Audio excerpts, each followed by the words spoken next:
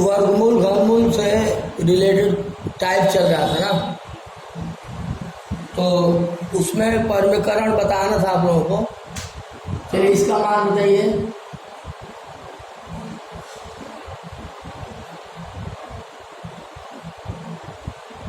का मान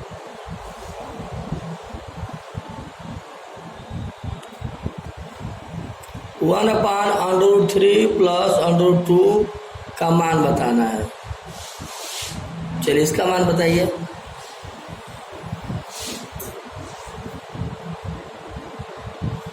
देखा जाए आप लोगों को परिमेकरण आता है कि नहीं।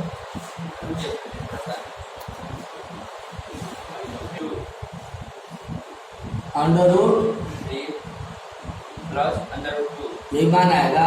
नहीं, अपान। नहीं, हम फाइनल मान पूछ रहे हैं। फाइनल मान पूछ रहे हैं, बता रहे हैं। फाइनल आंसर बताइए। √2 √3 हाँ। माइनस √2 प्लस प्लस प्लस अपान √3 माइनस √2।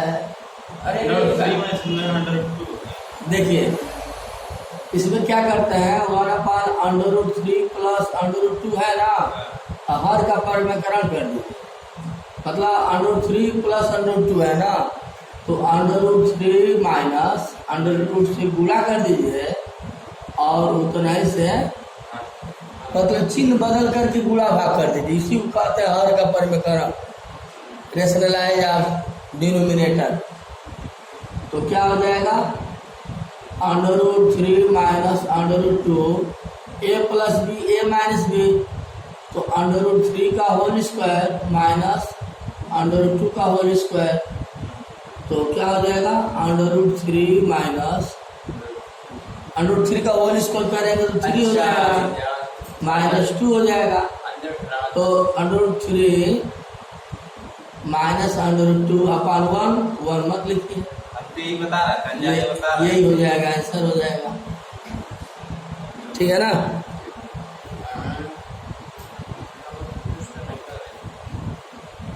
ठीक है, हाँ आगे समझ में बात।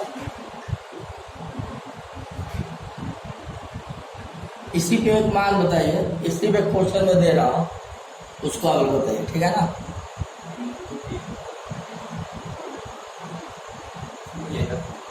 नोट कर लीजिए।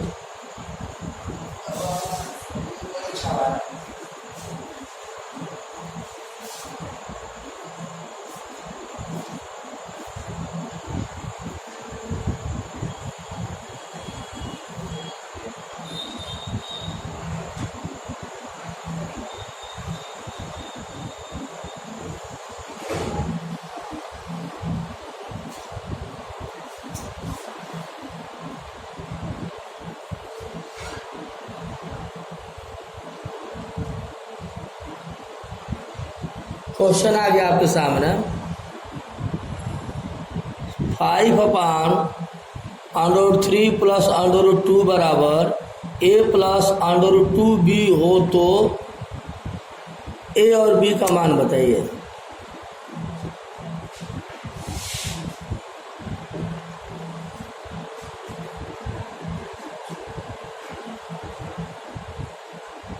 इसको बताइए। 5/√3 a का मान दिया रहा है, ठीक। कितना है का मान, लगाइए ना। कुछ आया नहीं है। आया तो दो मान दे रहा है निकालने के लिए। तो पहले आप क्या करिए, इसका परिमेकरण कर दीजिए। तो 5/√3 प्लस, नीचे काट दीजिए डायरेक्ट। हाँ तो आप पहले इसको परिमेकरण करिए ना, हो गया ना। Equal to a plus √2b, तो 5 इंटू √3 माइनस √2 और a plus b a minus b, तो 3 minus 1 3 minus 2 equal to a plus √2b। अब 5 से गुणा कर दीजिए। 5√3 minus 5√2 equal to a plus. अब तुलना कर दीजिए दोनों पक्षों का। दोनों पक्षों का तुलना करने पर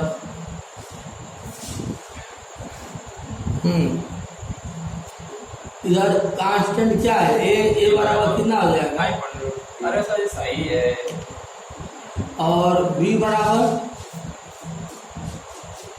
-5 हो जाएगा। मतलब ये इसकी इक्वल हो जाएगा। √2 का कोफिशिएंट क्या है? -5 है। सॉरी, हाँ, √2 का कोफिशिएंट क्या है? -5 है। और इधर √2 का कोफिशिएंट क्या है? b है। तो b बराबर क्या हो जाएगा? -5। और a बराबर क्या हो जाएगा? 5 का में 3 हो जाएगा। आगे समझ में आया था, लेकिन कॉन्फिडेंस नहीं था। नोट कर लीजिए।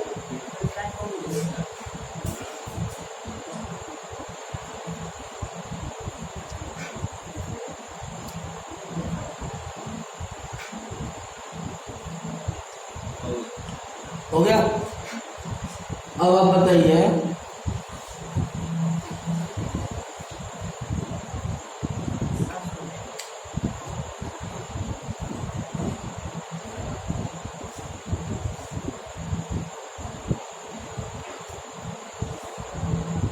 कौन बड़ा?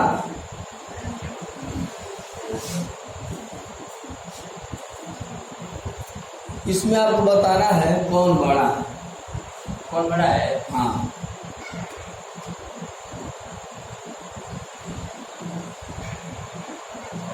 इसका रूल क्या है कि यहाँ कुछ नहीं है तो कड़ी घात 2 है। यहाँ कड़ी घात, यहाँ कड़ी घात ऐसा नहीं है जिसका घात कम बड़ा है। नहीं, हम बता रहे हैं इसमें क्या करते हैं। इसमें ये 2 है, ये 3 है, और ये का एलसीएम ले लीजिए। पहले कड़ी घात बराबर करना होता है।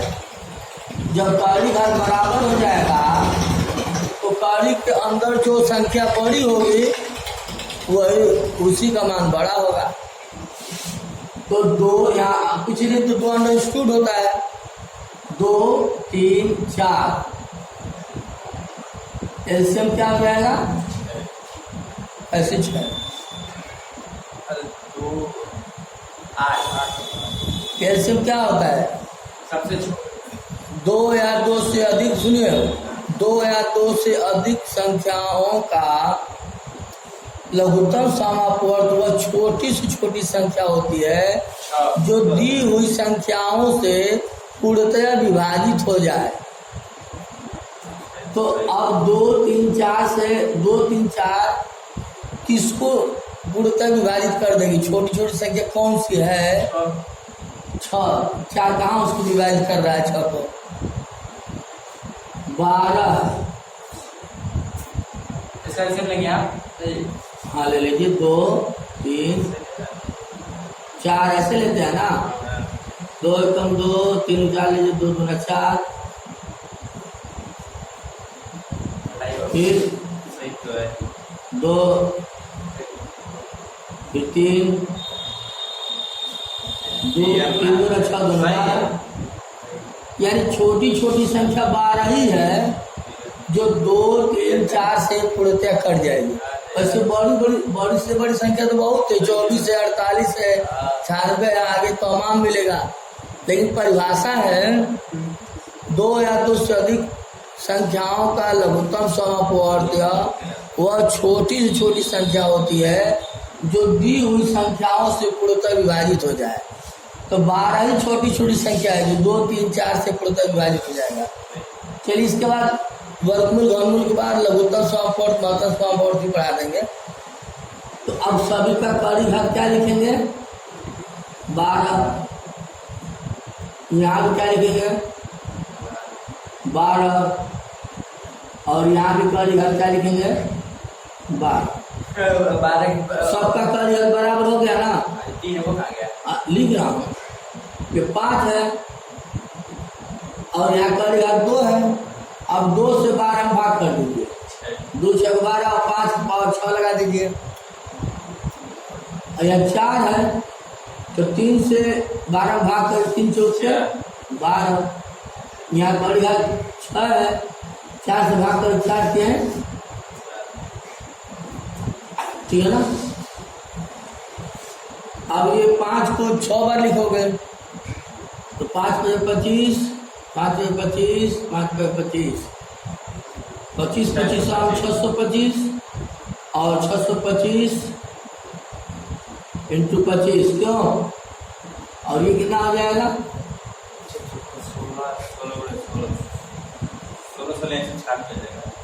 4 गुणे 4 गुणे 4 गुणे 4, 4 जो 16, 16 16 256।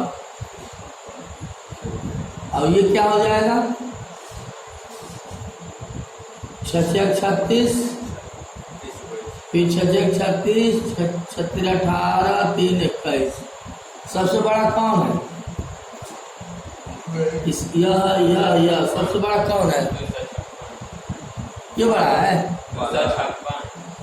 256 बड़ा है, अभी ये ना बड़ा है। अभी 625 25 गुणा करेंगे तो यानी सबसे बड़ा अतः, हाँ अतः सबसे बड़ा संख्या कौन √ है। आगे बात समझ में, इस टाइप से रिलेटेड क्वेश्चन आएगा तो कर लेंगे। जिसका मान कम रहेगा तो सीधे आप कड़ी घात का लघुत्तम 100 से ले लेंगे। फिर आपको 3 है 4 है 5 जिसका कम रहेगा वही नहीं बढ़ा सकता है। नहीं वो ऐसा दे देगा ना कि लगेगा कि आप उसमें जल्दी डिफरेंस नहीं कर पाएंगे, तो उनको 6 4 5 बहुत बड़ा कर सकते हैं, छोटा बड़ा कर। हाँ तो वो आप क्या करेंगे 2 3 4 कैंसिल ले लेंगे 12। अब कड़ी घात 12, कड़ी घात 12, कड़ी घात 12 हो गया, 5 उतार लीजिए। अब 5 ये कड़ी घात 2 है, 2 से भाग कर 2 से 12, 5 पर 6 लिख दीजिए। कड़ी घात 12 4 है कड़ी में, अब 3 से भाग कर 3 से 12, 4 4 लगा दीजिए। कड़ी घात 12, अब 4 से भाग कर 4 के 12, 6 की घात 3 हो जाएगा। इसको सॉल्व करने पे जो जिसका कड़ी मान अधिक होता है वही बड़ा होगा। ट्रिक नहीं इसका, ट्रिक यही है ना, ये तो नहीं और कोई ट्रिक नहीं है, मेथड ही है, यही है रूल जानते रहेंगे तो आप अपने से फास्ट काम कर लेंगे। ये तो समझाने में इतना समय लग रहा है ना, आप अगर जानते रहेंगे तो बहुत जल्दी से काम कर लेंगे। चलिए अगले टाइप की तरफ चलते हैं। देखिए वर्गमूल, घनमूल, कड़ी घातांक, लघुगणक, ये एक ही चैप्टर है। तो ये हम लोग समझ लीजिए क्या पढ़ रहे हैं, वर्गमूल, फिर इसके बाद घनमूल, फिर कड़ी भी चल रहा है ना, ये कड़ी भी है। फिर इसके बाद घातांक, फिर इसके बाद लघुगणक, 1 2 3 4 5, ये पांचों चैप्टर एक ही चैप्टर माना जाता है, समझ रहे हैं। तो घातांक,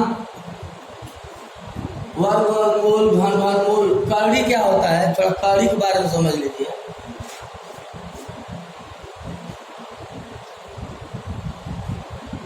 देखिए कड़ी क्या होता है, किसी भी संख्या का 93 घात को, किसी भी संख्या के 93 घात को हम कड़ी कहते हैं। जैसे 5 है, 5 का 1/93 है, 5 का 1/93 मतलब दूसरा, तो इसको हम लोग लिख सकते हैं कड़ी में 5। अब कह दे जाए 8 का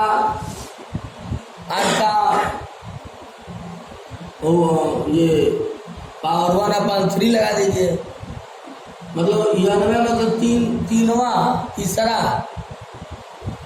तो 1/91 किसी भी संख्या के 1/91 घात को हम लोग क्या कहते हैं, कड़ी कहते हैं। तो इसको हम लोग कड़ी में 8 लिख देंगे और कड़ी घात 3 लिख देंगे। तो इसका परिभाषा क्या होगा, किसी भी संख्या के 1/91 घात को हम लोग कड़ी कहते हैं। समझना की बात, कड़ी के तमाम रूल बताएंगे। घातांक क्या है, किसी भी संख्या के 99 घात को, 99 घात या 5 लिख दीजिए या 3 लिख दीजिए, तो ये घातांक हो गए। जिससे 5 बेस है, 3 घात है और 5 की घात के 3 को हम क्या बोलते हैं, घातांक बोलते हैं। इसमें 1/91 नहीं करेंगे। मतलब ये जो कड़ी है, कड़ी को हम घातांक बोल सकते हैं। यहाँ पर कड़ी जो होता है वो घातांक हो सकता है, परंतु घातांक कड़ी नहीं हो सकता है। जैसे किसी भी संख्या के 1/91 घात को हम लोग कड़ी बोलते हैं और किसी भी संख्या के 91 घात को हम लोग घातांक बोलते हैं। ठीक है ना। जैसे इसको देखिए, नोट कर रहे हैं ना, देखिए यहाँ पर देख लीजिए। जिससे हम कहते हैं 100 की घात 2 बराबर, चलो 10 घात 100, 10 की घात 2 बराबर 100 होगा ना। ये क्या है, ये घातांक है। घातांक को हम लोग लघुगणक में भी लिख सकते हैं। देखिए log 2 on the base 10 is equal to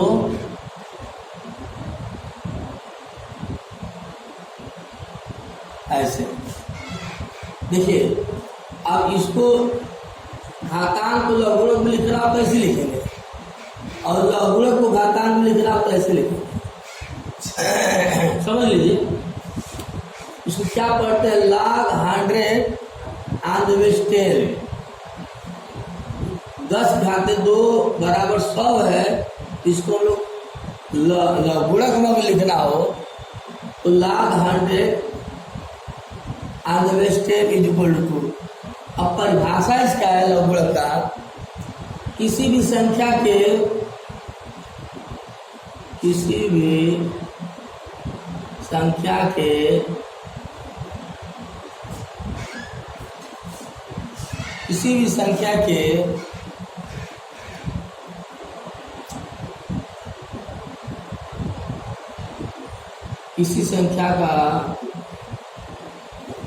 संख्या का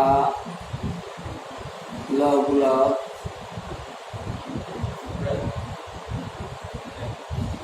वह संख्या होती है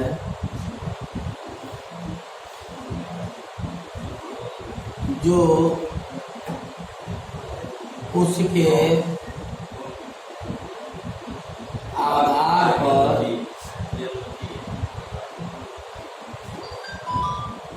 घात के रूप में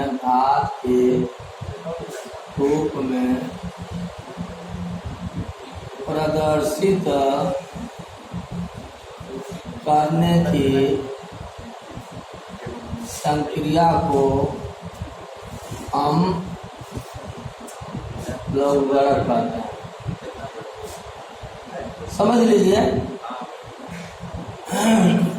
किसी भी संख्या का लघुगणक वह संख्या होती है जो उसके आधार पर घात के रूप में चढ़ा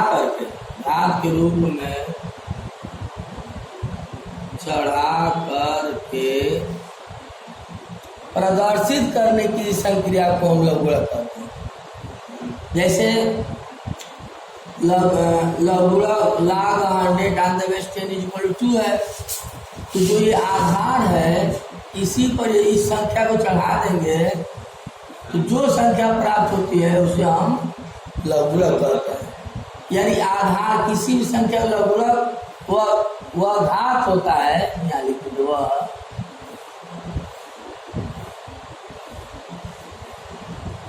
किसी भी संख्या का लघुगणक, चलिए किसी भी संख्या का लघुगणक वह संख्या होती है जो उसके आधार पर घात के रूप में जा करके प्रदर्शित करने की संक्रिया को हम लघुगणक कहते हैं। जैसे log 100 on the base 10 = 2 है, तो इस 2 को 10 के पावर चढ़ा देंगे तो यह संख्या प्राप्त हो जाएगी। ठीक है ना? नहीं दिख रहा है? अच्छा ठीक, चलिए नोट कर लीजिए। देखिए एक बार फिर से समझ लीजिए पूरा कहानी। वर्ग क्या होता है?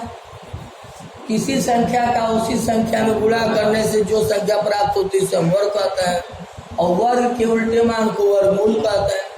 घन क्या है? किसी संख्या का उसी संख्या में गुणा करने से जो संख्या प्राप्त होती है उस संख्या को पुनः उसी संख्या में गुणा करने से जो संख्या प्राप्त होती है उसे हम घन कहते हैं। और घन के उल्टे मान को हम लोग घनमूल कहते हैं। कड़ी क्या है? किसी भी संख्या को उसके 1/90 घात को, किसी भी संख्या को 1/90 घात को हम लोग कड़ी कहते हैं। घातांक किसी भी संख्या को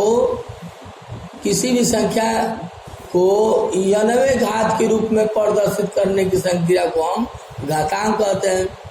किसी भी संख्या को 90 घात के रूप में प्रदर्शित करने की संक्रिया को हम घातांक कहते हैं। लघुगणक क्या है? किसी संख्या का लघुगणक वह संख्या होती है जो उसके आधार पर घात के रूप में चढ़ा करके प्रदर्शित करने की संक्रिया को हम लोग लघुगणक कहते हैं।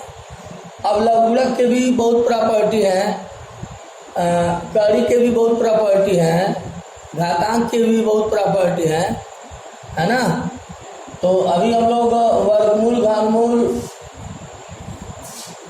पढ़ लेते हैं, फिर इसके बाद हम लोग जो है ये कड़ी भी पढ़ेंगे, घातांक भी पढ़ेंगे, लघुगणक भी पढ़ेंगे। वैसे हल्का मोटे तौर पर हमने परिभाषा इसका बता दिया, इसके बारे में हम लोग अध्ययन करेंगे। चलिए एक क्वेश्चन घातांक के भी प्रॉपर्टी में बताऊंगा, अभी छोटा है घातांक से एक सवाल बताइए। 9 के घात 2 है अपान प्रश्नवाचक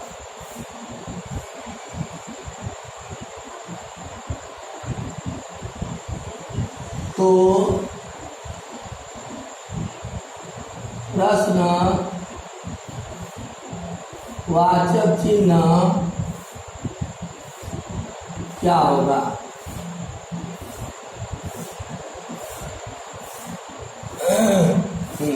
प्रश्नवाचक चिन्ह क्या होगा? ये घातांक से संबंधित क्वेश्चन है, लेकिन बहुत आसान है। तो जो प्रश्नवाचक चिन्ह है उसको हम लोग यक्ष मान लेते हैं। जहाँ प्रश्नवाचक है उसको हम लोग यक्ष मान लेते हैं, यक्ष का ही मान ज्ञात करना है। तो 9 के पावर 2 अपान यक्ष इक्वल टू यक्ष अपान 4। अब क्रॉस मल्टीप्लाई कर दीजिए। हाँ, क्या हो जाएगा? x² equal to 9 to the power 2 into 4। अब इसको हम लोग क्या लिख सकते हैं? x² equal to 9 to the power 2 into 2 to the power 2। अब स्क्वायर हटा देंगे इधर से तो ये अंडर रूट में आ जाएगा।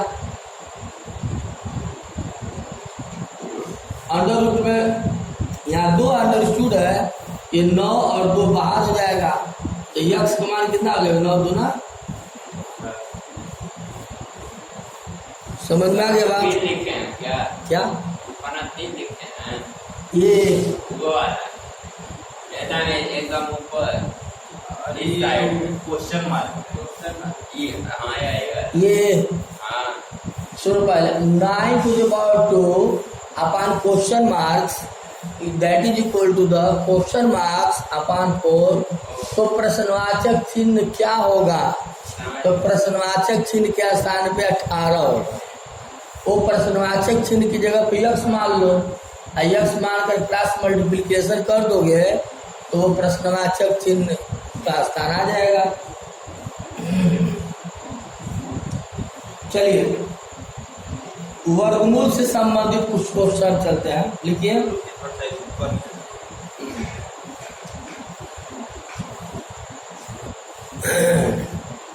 अगला लिखिए, अगला टाइप यही चैप्टर है। आप इसको आप चाहे 5 चैप्टर कहिए और चाहे 1 चैप्टर कहिए, बात है कही है, क्योंकि वर्ग, वर्गमूल, घन, वर्गमूल, कड़ी, घाता, लघु गुणक ये सब एक दूसरे तीसरे चौथे पांचवें से रिलेटेड है।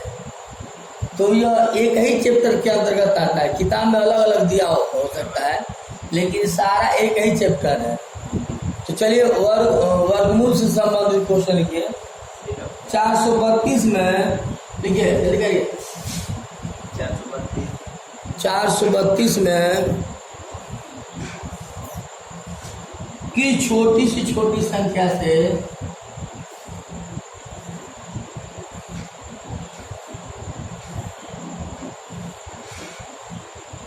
गुणा कर दिया जाए कि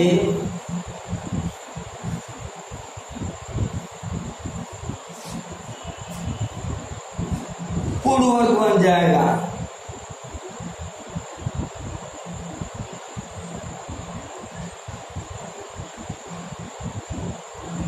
चार 432 में कि छोटी से छोटी संख्या से गुणा किया जाए कि एक पूर्ण बन जाए, पूर्ण वर्ग बन जाएगा।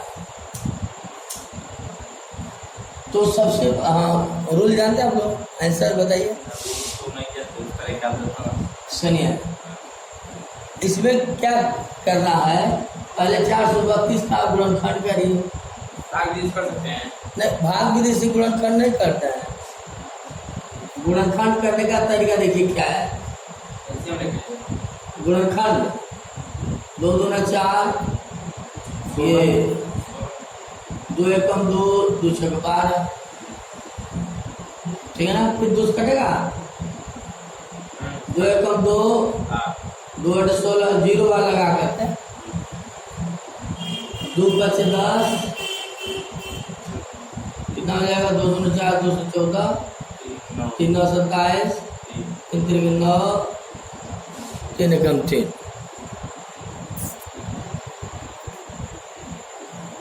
ठीक है। अब 432 को हम लोग क्या लिखेंगे? हाँ बोलिए। 2 गुणे 1 2 3 4, 1 2 3 4, फिर 3 गुणनफल 3 गुणनफल 3। तो देखिए ये जोड़ा बना लीजिए, पेयर, ये भी पेयर बन जा रहा है, ये भी पेयर बन जा रहा है।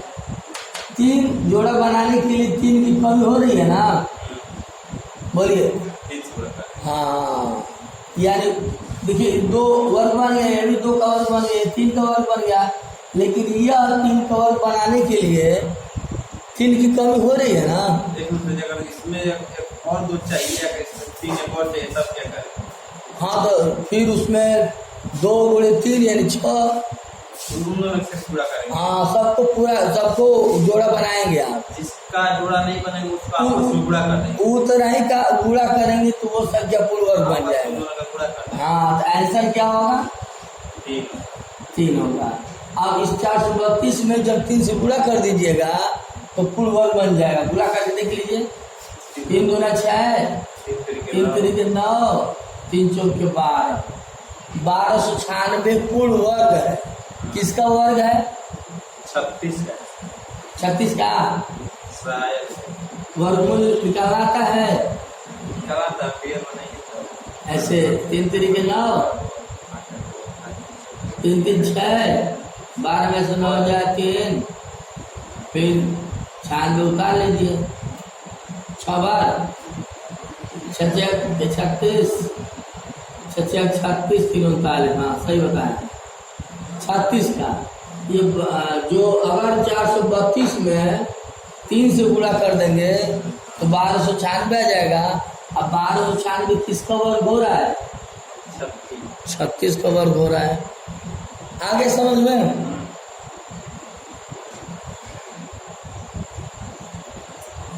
नोट कर लीजिए जल्दी से।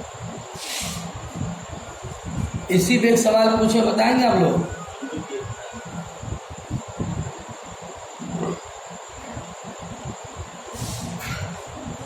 देखिए,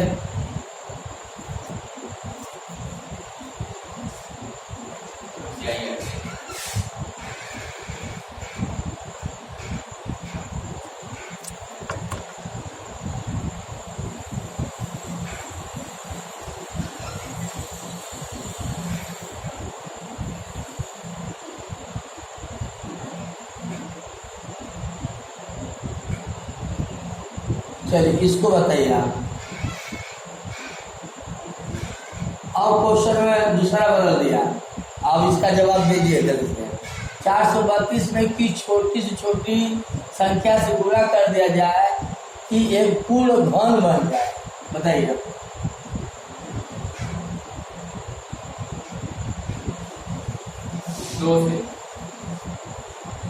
सब लोग अपना अपना उत्तर दीजिए।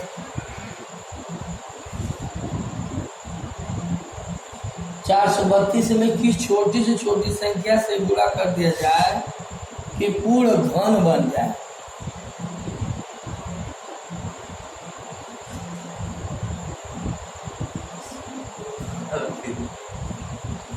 एकदम आसान तो है। अब इसमें जोड़ा नहीं बना, पेयर नहीं बनाएंगे। अब इसमें 3 का पेयर बनाएंगे, 2 का पेयर नहीं। हाँ तो बताइए।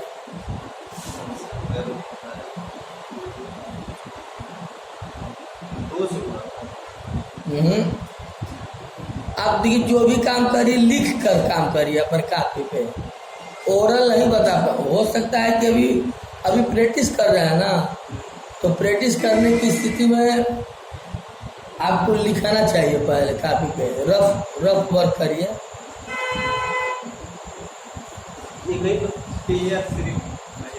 इसमें 3 का पेयर बनाना है घन के लिए। अच्छा उनके बता रहे हैं तो 3 का बन जाएगा, लेकिन 2 का नहीं बनेगा। इतना छोटा 8 होगा, 4 होगा। देखिए 432 का फैक्टर किए हम लोग। देखिए यही आया है ना, 432 का फैक्टर हम लोग किए। देखिए एक पेयर बन गया, ये भी एक पेयर बन गया।